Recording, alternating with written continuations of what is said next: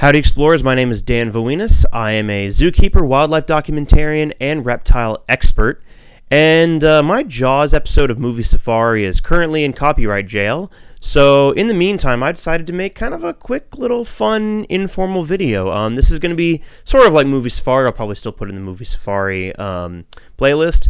But I'm not really scripting this out. I'm not even setting up my microphone. I mean, you guys see I'm doing the kind of the YouTuber classic holding the microphone up, even though this is a stationary mic, which is what they usually do for some reason. But I am deciding to tackle Pokemon. Now, I've been a Pokemon fan for as long as I can remember. I used to watch the TV show and collect Pokemon cards ever since Gen 1 or 2, and I started playing all the way back in Gen 3 with Hoenn. My first game was Pokemon Sapphire, so I have always been a big fan of Pokemon. It's very near and dear to my heart, and I want to go through the Reptilian Pokemon and talk about the real-life animals they're based on. Now, I'm going to be keeping this strictly on reptiles and real, currently alive reptiles.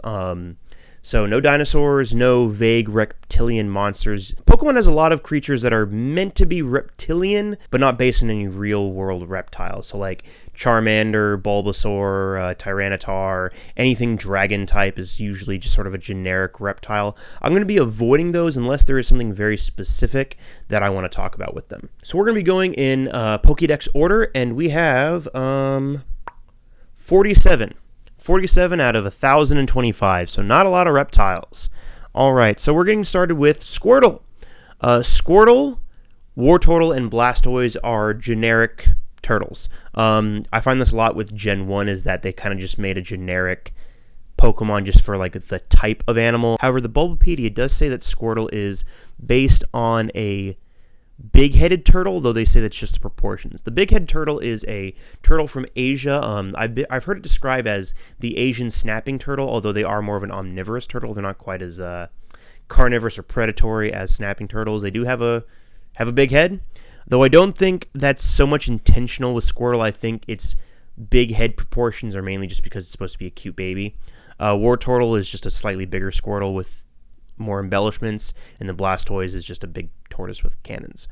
Moving on, Ekans is based on a rattlesnake. Now, I think he's based more on the concept of rattlesnake than any real rattlesnake, because he's got the rattle, but that's really the only rattlesnake trait I see on him. His body is very purple, which there's no purple rattlesnakes. It's smooth. His head is very round.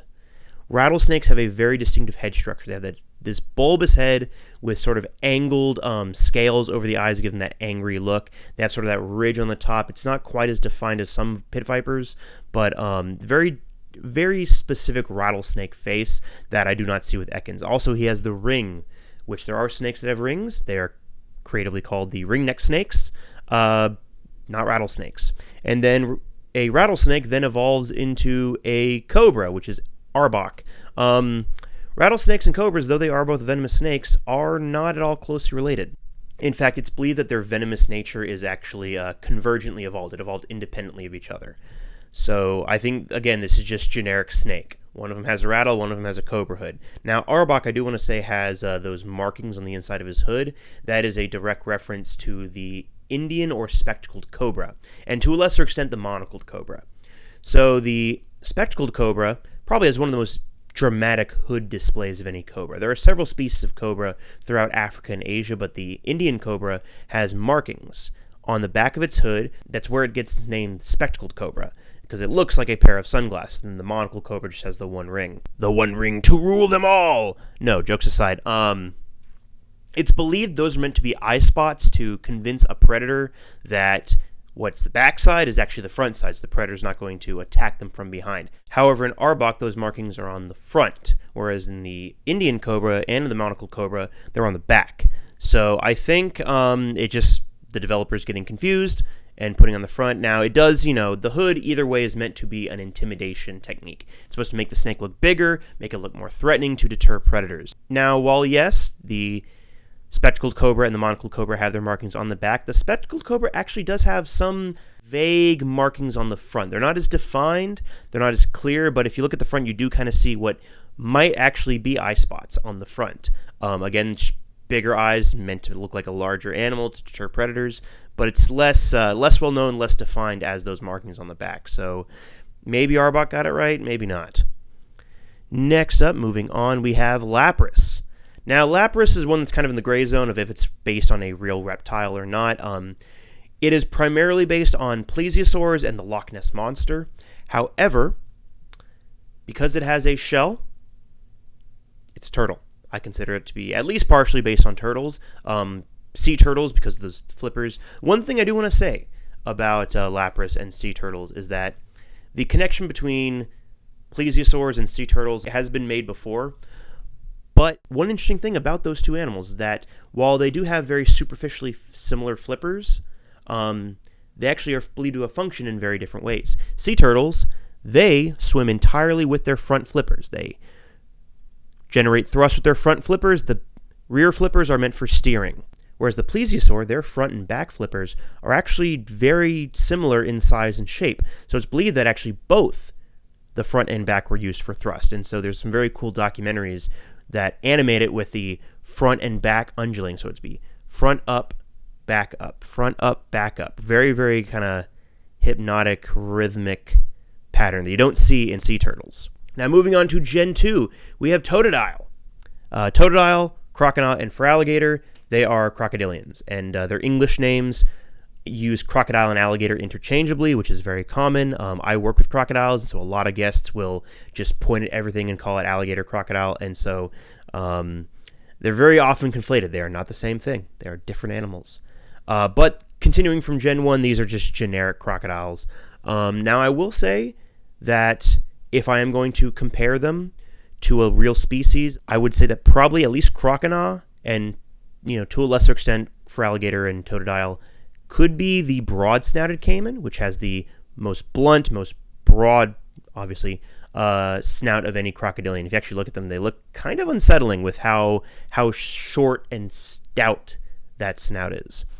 Moving on, we have Dunsparce. Now, again, Dunsparce is not based on a real reptile, but I do want to talk about Dunsparce because a lot of people don't realize he's actually based on a Japanese cryptid. Not a creature from mythology, but an actual cryptid. People have reported to see this thing in the 20th century and even the 21st century. It's a cryptid called the Tsuchinoko, which is supposed to be basically a short, fat, venomous snake. These animals are not from Japan, but when I think of a short, fat snake, I think of something like the gaboon viper, the rhino viper, or the puff adder, which I've actually encountered. African vipers of the genus Bitis, which are ambush hunters. Now, I do not think that the Tsuchinoko is a puff adder or a gaboon viper. It's just something that is seen in nature, so there is a parallel. The reason why those snakes are so short and stout in their body shape tells you that they are ambush hunters. With snakes, usually the shorter and fatter they are, the less they're moving around. Those are snakes that are going to be sedentary, that are ambush hunters, like the ball python. Snakes that are longer and leaner are usually more active hunters, either being fast on land to chase down prey, or being arboreal and snaking through the trees. But if it's short and fat, it is going to be an ambush hunter. So the Tsuchinoko, if it were real, would be an ambush hunter. Moving on to Gen 3, we've got my day oneer. My favorite starter, we've got Trico, Grovile, and Septile. They are obviously based on the leaf-tailed gecko. Of course, being a reptile that has the word leaf in its name, it's going to be a grass type. Now, I will say their coloration, I think, is based less on a leaf-tailed gecko and more on a day gecko or possibly a green anole. I think it's just a matter of conflating different lizards. But the leaf-tailed gecko usually are a lot more drab in coloration, with usually mottling and speckling.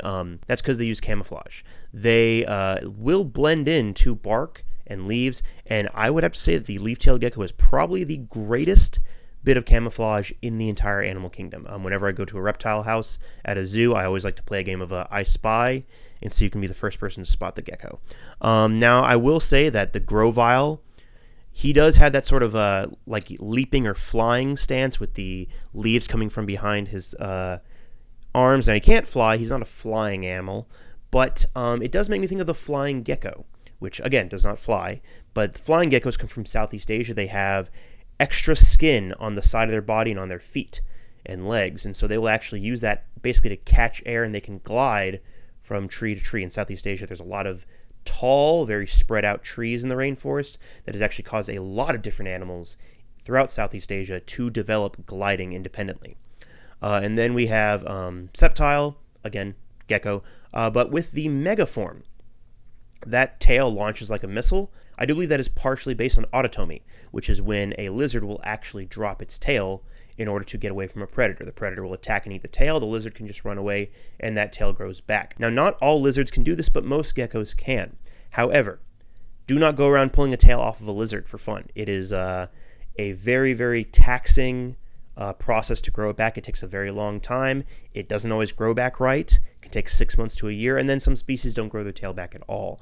If you guys see a lizard, just leave it alone. Don't pull that tail off. Moving on, we've got Torkoal. Torkoal is a tortoise. Now, Bulbapedia does say that he is possibly based on the red-footed tortoise, a very, very special little species. He does look vaguely like a red-footed tortoise. He's got that black body with the warm-colored spots down his shell. Fun fact about the red-footed tortoise is that their scientific name, Chelonoidus carbonaria. Carbonaria is not carbonara pasta. It is actually coal. Their scientific name is named after coal because of that dark coloration. So, yeah, could be a red-footed tortoise. Then next up we got Zookeeper. Now, Zookeeper is based on a viper. And he is probably, of the snake Pokemon, I say he is the one that looks most like a specific, not a specific type of snake, but a specific group of snakes. Vipers being a family. Being Japan, he's most likely based on the Habu or the elegant pit viper. And his relationship with Zangoose is actually based on the predatory relationship that mongooses have with snakes. Mongooses throughout Asia will happily eat snakes, and most mongooses in Asia actually have a resistance or even immunity to their venom. The most famous rivalry, it's kind of a one-sided rivalry, but rivalry would be the Indian mongoose and the Indian cobra from the story Rikki-Tikki-Tavi.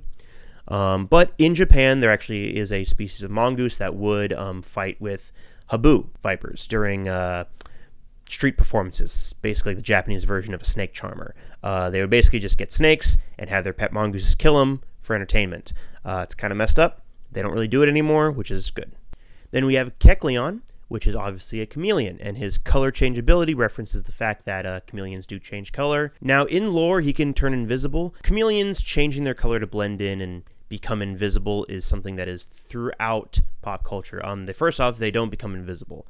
Very few animals can change their color that well in order to camouflage that well. Chameleons, they just change their color. They don't become invisible. But they actually don't really use it to camouflage. They mainly change their colors to express themselves. So sorry to burst your bubble. There are animals, though, that change their color to blend in with their surroundings. They are called octopuses. Moving on, we've got the only reptiles in Gen 4. Sinnoh, your dex is just really lacking. We've got the Turtwig line. Now, Turtwig and Grotle and Torterra are just generic turtles. However, I think if they are to be turtles and not tortoises, they would be based on box turtles. Being this is Japan, probably the Asian box turtle, but we do have box turtles here in the United States. Box turtles are not tortoises. They are turtles. They are related to pond turtles and other aquatic turtles, but they are mostly terrestrial. And they get their name box turtle because when they hide inside their shell, the shell can actually close up. The bottom of the shell actually has a hinge that can fold and can close up entirely. Moving on to Generation 5, we've got Snivy, Servine, and Superior. Now, they are snakes. Supposedly. They do have legs. If they're based on a snake, then it is very clearly to be the either twig snakes or vine snakes. Vine snake being in Asia. That long, pointed snout is indicative of those vine snakes and twig snakes. And obviously being a vine or twig snake, it's in their name. They're associated with leaves and plants and grass type. However, like I said, Snivy, Servine, and Superior have limbs. Snakes do not have limbs. Pythons and boas do have little spurs that are vestiges of limbs, but they're not limbs. So it's possible that this is also based on skinks or other lizards that are in the process of losing their legs. There are legless lizards, and there are lizards that have severely reduced legs. In fact, some lizards don't even have front legs. They just have back legs. Or some lizards have little nubs, like the Burton's legless lizard in Australia. It looks like they get less legs. They get more snake-like, so it's possible this is meant to evoke evolution from lizard to snake, because snakes actually did evolve from lizards, but this is all speculation. Moving on, we have my favorite Gen 5 Pokemon, some of my favorite Pokemon in the world. We have Sandile, Krokorok, and Crocodile. Now, they are based on crocodilians. Again, generic crocodilians. However, I can see some specific inspiration from specific species. So, first off, the spectacled caiman. Spectacled caimans, they are named that because they have little ridges between their eyes that look like the bridge of a pair of glasses. And in Krokorok and Sandile and Crocodile, it looks like they're wearing sunglasses. Now, it's meant to, block from the sun. They're desert animals, but sunglasses, spectacles, I can see a through line. Also, there is a species of crocodilian called the desert crocodile. They're also known as the sacred crocodile or the West African crocodile. But coincidence, crocodile in a desert crocodile? I don't think so. I have seen some people draw comparisons to the gharial, which, I don't know. I don't see anything that explicitly says gharial. The Indian gharial is a species of crocodilian, not crocodile or alligator. They are their own family that has a long, slender snout. There are, however, other species of crocodile that have slender snouts, like the freshwater crocodile, the slender-snouted crocodile, very well named, and the Orinoco crocodile. I think just when people draw cartoon crocodiles, they tend to give them long, skinny snouts. If I were to say anything, it wouldn't be the Indian gharial, it would be the Malayan gharial, or the false gharial, or the Tomistoma. Because one, crocodile is lacking the knob, the gara, which is indicative of the Indian gharial, but also the coloration. Now, they might be brown just because they're ground type, they live in the desert, but the Malayan gharial actually does have a brownish coloration with big black markings that they keep even into adulthood. So, if I were to put my money on it, it would not be an Indian gharial, it would be the Tomistoma. Moving on, we have Scraggy and Scrafty. They are just based on generic lizards who shed their skin. Snakes and lizards both will shed their skin as they grow. It's part of their natural growth cycle, and the more they grow, the more they shed. Now, snakes will shed in one big piece. Lizards will usually shed in different pieces. It breaks off. However, you do see, especially with like leopard geckos, very popular to do this, they'll kind of be in the middle of shedding where they're still wearing their shed skin, but it is very clearly separated, and I think that's what the pants and the little hoodie on Scrafty is based on. Now, next we have Tortuga and Caracosta. This is where I'm breaking my rule of not doing dinosaurs. I'm not doing any other fossil Pokemon, but Tortuga and Caracosta, they're basically sea turtles. Like, that's a living animal. That's an extant species, the sea turtle. Judging by the dark coloration of their shells, I would say the leatherback sea turtle, which is the largest currently living species of turtle. But they are fossil Pokemon, so they are most likely based on prehistoric turtles. Like Archelon is one of the largest species of turtle to ever exist. That thing was massive. It swam the seas during the Cretaceous period. Why they chose to do just a prehistoric version of an existing animal with very little traits that you separate it from that existing animal, I don't know. Why they chose to do Archelon before they did T-Rex, it's a mystery. Next, we got Druddigon, which, yes, he is a dragon, but he is partially based on the red-headed Agama. Agamas are a group of lizards, and they can have very, very vibrant colorations, and that blue body with the red head, that's red-headed Agama. Next, going on to Gen 6, we've got Helioptile and Heliolisk. Now, first off, I just want to say that Helioptile is very ugly. I do not like his design. Heliolisk, it's a good lizard design. They are based mostly on the frilled lizard. In their animations, you can see them puff out that frill. Frilled lizards do have that large flap of skin that they extend out when they feel threatened to make themselves look bigger and more intimidating. Now, it's possible that Helioptile is also based on the toad-headed Agama, which has a little flap on the corners of its mouth that will open up, which might be, analogous to those little, little pigtails, whatever they are that Helioptile has. And Heliolisk, his name and the fact that he runs on two legs, could also mean that he is partially based on the basilisk. Basilisks are a group of lizards from Central and South America that have crests and fins down their back, and they are famous for running on two legs and actually sprinting across the water. So it's just sort of an amalgamation of those two lizards that make Heliolisk.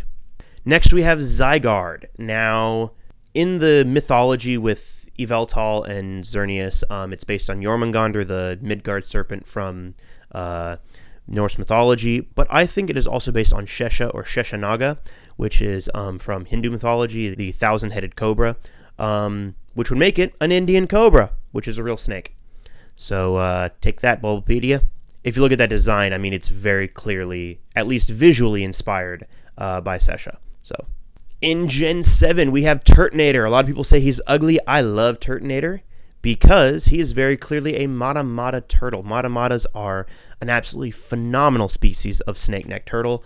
They have some of the best camouflage of any turtle. They look exactly like a pile of dead leaves, even down to the little stem of their nose. It looks like a stem of a leaf. They will sit at the bottom of the water in South America, camouflaging, blending in. When a fish swims by, they can actually open their mouth so fast that it causes a vortex. It sucks in water, and they'll just suck that fish right into their mouth. They're absolutely phenomenal. Very, very cool looking turtle. And I guess it's supposed to look like a landmine because it's, something that it hides there and it attacks by surprise when you come by. And then we have Komo'o. Now, Jangmo-o, Hakamo'o, and Komo'o, they are not really based on living reptiles for the most part. It's mostly like dinosaurs and pangolins. But Komo'o's name is, I think, very clearly meant to at least be inspired by the Komodo dragon, which doesn't really factor into his actual design very much, which makes me think that we need a Komodo dragon Pokemon. So Game Freak, get on it. Moving on to Gen 8 in jolly old Galar, we've got Sobble. Sobble, Drizzile, and Inteleon are very clearly based on chameleons because they are all about camouflaging. Specifically, they are the veiled chameleon. You can tell because of the head crest. Sobble and Drizzile have the curled tail, which is actually prehensile, meant to grab onto trees and branches, help them to climb. Inteleon, I think, also takes an inspiration not just from chameleons, but also the aforementioned basilisk and the sailfin lizard, which is from the Philippines and also has sails running down its back. Next up, we have Choodle and Dreadnought. Choodle is ugly, but I love Dreadnought. They are snapping turtles. Dreadnought specifically is an alligator snapping turtle. There are common snappers, which are actually not closely related to the alligator snapper, but the alligator snapper is the largest freshwater turtle in North America. They can get 200 pounds or more and are absolute beasts of a turtle. Their head is so big it cannot fit inside their shell. They have a bone-crushing strength with shearing beaks. Turtles don't have teeth. Shearing beaks and a little hook on the front to help them rip meat. They will basically sit in the water not moving with their mouth open. Their little tongue has a little appendage that's pink and wiggly. They'll wiggle it like a worm. A fish comes by, thinking it found a worm. Go swim directly into the mouth. All the turtle does is close its jaws and it's got dinner. I love snapping turtles. They are so fun. Next, we have Silicobra. Silicobra is based on a cobra. However, I think it's weird that the profile, it has the hood, but that hood is three-dimensional. It's round. It's like a bulb. Cobras, their hood is flat. It's two-dimensional. So it's not very cobra-like cobra, but the fact that it spits sand, I believe, is meant to be a spitting cobra. Some species of cobra, not all species of cobra, but some species of cobra, their fangs are modified to have a narrowed opening and a more angled channel inside that actually allows them to eject their venom with so much pressure that it can squirt out. And they actually are pretty deadly accurate. That is one of the few instances of a venom adaptation that is used exclusively for defense. Fun fact with snakes, their venom is not meant to defend themselves, it's meant to kill prey. That's why they would much rather not bite or use their venom. They'd much rather hide or avoid predators entirely. But the spitting cobra, that spit is purely a defensive tactic, and they will aim for the eyes, which causes intense pain, and if it's not washed out, it will actually blind the predator. Moving on to Sandaconda. This is another instance like Ekans and Arbok of just completely changing what kind of snake we are. Anacondas are boas. If you didn't get that from my 40-minute anaconda video, they are not related to cobras or vipers or pythons or anything else. They are boas. They are non-venomous. They don't spit. They don't inject venom. They are constrictors. The fact that it lives in the sand is like the exact opposite of where anacondas live. They live in flooded forests, marshes, and rainforests. But, that's Pokemon for you. Then, moving on to Generation 9, we have Paldea, and my second favorite starter, who I absolutely love, is Fuecoco, and then it's kind of ugly middle stage Crocolore, and then Skeledirge, the big boy Skeledirge. They are crocodiles. Again, just generic crocodiles. At least they don't switch an alligator with them. It's just all crocodile all the time. But Skeledirge, specifically, has a little firebird on his nose. Now, that speaks to a myth about plovers and lapwings picking insects and parasites out of the jaws of a crocodile and actually being symbiotic or mutualistic, where two animals will benefit from an interaction, where the crocodile gets a free teeth cleaning, gets parasites out, and the bird gets a meal, and so the crocodile will actually not eat the bird. Scientists have actually kind of disputed this in recent decades. There's actually no evidence that there's any kind of symbiotic relationship with crocodiles and any kind of bird. It's been seen in Africa where Nile crocodiles will be tolerant of birds kind of hanging around, but there's no kind of exclusive relationship between them. It's more just the birds are too small for the crocodile to really care about much, and the birds aren't really picking anything out of the crocodile's mouths. Then we have Cyclozar, and then to a lesser extent, his paradox forms, the Miraidon and Coridon. They are based on lizards called anoles, as well as the fan-throated lizards, which have what's called a dewlap. It's a little flap that they will actually fan out under their neck, and that is a way that they display their dominance. It basically communicates to other lizards. They'll bob their head in addition to fanning the dewlap, and the different bobs, different frequencies can mean different things, but generally it is a territorial display of showing off, look how big of a guy I am. Other men stay away, ladies come closer. It is also believed that possibly Cyclozar is inspired by something called the bicycle dragon, which is a very small group of lizards that are called bicycle dragons because they will run on their two legs like many lizards do to get away from predators, and I guess it's been described as sort of a bicycling motion when they run. And then finally we have Terapagos, the mascot Pokemon of the Indigo Disc. Terapagos is, in its design, a generic turtle, but its name implies that it might be partially based on the Galapagos tortoise, which I actually do see a little bit of Galapagos tortoise in Terapagos' normal form with the long neck and kind of rounded head. Looks like a little bit of a Muppet. Galapagos tortoises are the largest, by weight, tortoise in the world. They can get over 250 pounds, absolutely massive. That is an example of island gigantism, where these tortoises floated out to the Galapagos Islands. There was no predators around, and so there was nothing for them to have their growth limited. There also was very little competition for food, so they were just able to eat and eat and eat and grow and grow and grow until they got absolutely massive. Bulbapedia says that the floating little crystal shapes on its back in its terrestrial forms and stellar forms might be references to the diamondback terrapin, which I guess, crystal and diamonds on the back. And diamondback terrapins are a species of semi-aquatic turtle found in the eastern United States. Very, very pretty turtles, and you can see on their back they do have that kind of diamond-like shape. And then finally, this is kind of a stupid video to make right before we have a 10th generation coming out, but I will briefly talk about Gekwa, the revealed starter for Generation 10. Gekwa, I believe, is based on 3 types of gecko. There is the crested gecko, as evidenced by the little eyelashes that she has. I'm assuming she, because it will most likely be a mostly male gender ratio, but Gekwa has those little eyelashes, so it does look like a crested gecko. However, I also believe that there is inspiration from the tokay gecko, a larger species of gecko that is found throughout Southeast Asia, which this generation is going to be largely based on Indonesia and the Indonesian archipelago. So the tokay gecko also has that blue coloration that we actually do see in Gekwa. And then finally, the golden tail gecko. The information that we got so far about Gekwa says that it squirts water out of its tail. That is the golden tail gecko. The golden tail gecko will actually lift its tail and has little pores that spray not water, but a very foul-smelling liquid whenever the lizard is threatened. It's actually a spectacular thing to watch, very unique in the animal kingdom. And as, of course, Gekwa evolves, hopefully we will see a further inspiration from other parts of the reptilian world as it becomes a larger, fully evolved starter.